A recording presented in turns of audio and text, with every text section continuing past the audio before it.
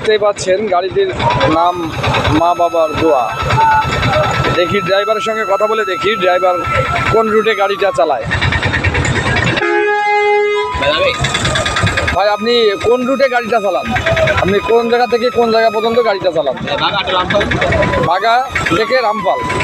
এটা আপনাদের বাগা টু রামপাল বলে, তাই তো?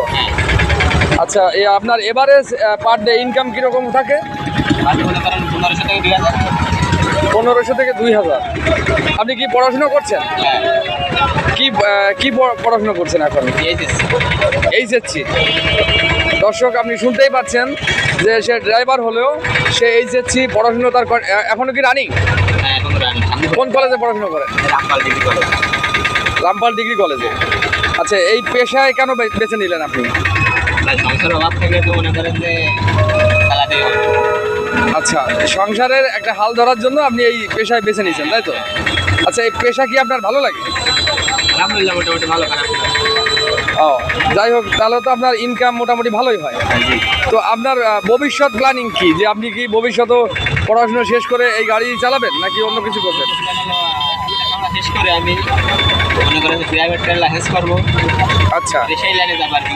আচ্ছা আচ্ছা, মানে আপনি পড়াশোনা শেষ করার পরে ড্রাইভিং জগতেই থাকতে যাচ্ছেন, আপনি হচ্ছে ওই প্রাইভেট কারের লাইসেন্স করবেন, তাই তো? আচ্ছা, এখান থেকে রামপালের একজনের ভাড়া কত? 25 টাকা।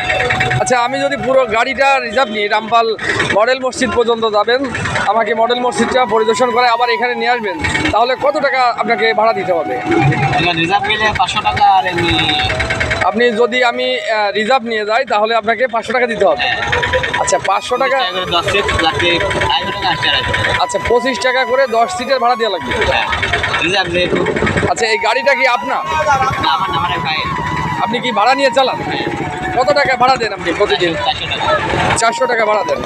তাহলে আপনার 400 টাকা যদি দৈনিক জমা টাকা দেওয়া লাগে, তাহলে আপনার দিন শেষে 1200-1300 টাকার মতো ইনকাম থাকে, তাই তো? এটা কি তেল খরচ বাদ দিয়ে 1200-1300 টাকা থাকে নাকি তেল খরচ সহ? আচ্ছা, ঠিক আছে, আমি আপনাকে পরবর্তীতে আবার একটা ইন্টারভিউতে আপনাকে বাকি কথাগুলো জিজ্ঞেস করবো। ওকে।